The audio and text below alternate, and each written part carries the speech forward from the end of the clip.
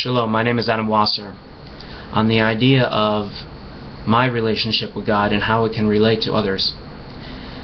To tell this story, I have to go back in time. When I was born, the doctor said that I would be a miracle child, that I might not even make it. I was 10 months late. When I came out through a C-section, I was full of water and purple. My mother stayed by my side with my father, and I survived. My sister was born. The doctor said, "You're not going to make it." And she made it, but a year later, unfortunately, my mother passed away. As time continued, I saw my family die. I saw friends and family in the funeral home. I even had to identify a body of my friend about 8 years ago. And these things, they happened, and they, in a way, they don't bother me. They just don't bother me. But in the last several years, I've fallen in love. It fell apart. Fell in love again, and it fell apart even deeper. And I see people around me, like my father, struggling in pain and suffering, and I see other people suffering, and I just broke down, and I said, enough is enough. I believe in God. I love you, God, but I just cannot follow the Torah law, and I can't follow Shabbos and do all these things when I have such angry feelings and, more importantly, such disappointment in you. And for 2 years, I've prayed to God. I've been spiritual, but I haven't done it in the norm. I haven't been religious in the way that people would see religion. But I battled constantly, and I just fought with God constantly over this issue. And about a month ago, I reviewed something that happened to me about 5 years ago, a letter that I wrote to the Rebbe. And in that letter, the Rebbe said that I would fall. And at the time, I was very religious. I had a long beard. I never thought that I would fall. But the Rebbe said I would fall, the Lubavitcher Rebbe. And he said, when that happens, don't try to understand why God does what He does. Just accept it and do your best. Don't dwell on these things. And a month ago, it just something, and I said to myself, the Rebbe's right. I'm in pain. I'm suffering because I want to understand and I can't understand, but it's the truth, and I love God.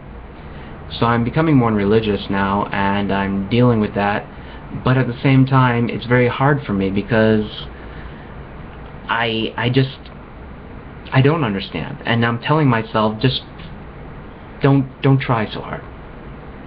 The truth of the matter is that a lot of us go through this. A lot of us deal with this struggle, and it's not easy, and it's very hard. But if there's any advice that I could give, it's that life goes on.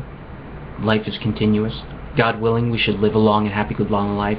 So when bad things happen, should we dwell on them and be sad about them, or should we just deal with them and make the best of it? Last week I made a YouTube video about the Parsha Re'ah. Re'ah means to see. And in that video, it talks about how God gives us a blessing, but if we don't follow that blessing, a curse can come upon us, but that curse can become a greater blessing than it was originally. And I dwelt on that after I made that video, and I really struggled with that idea. Do I really believe that? Is that really what I'm saying? And yes, I do believe that. It's hard. It's really hard for me to say that, but yes, I do believe that.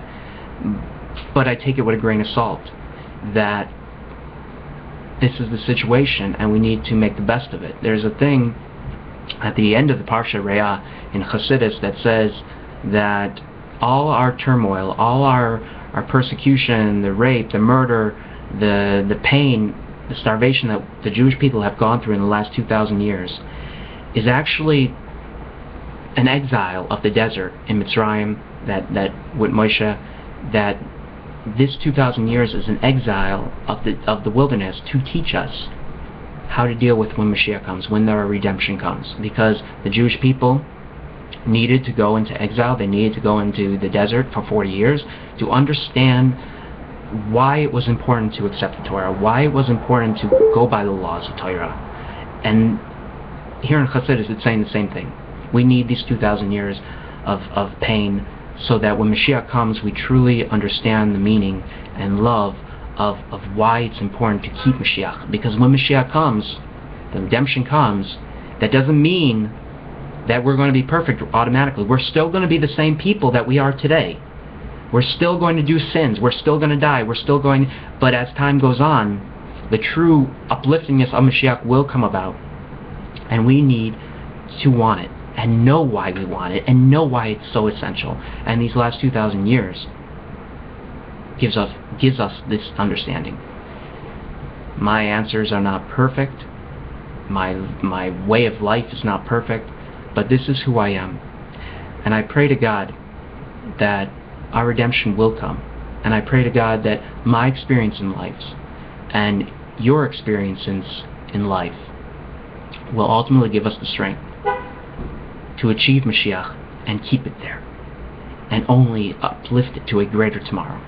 God bless you all, and Mashiach now. Amen.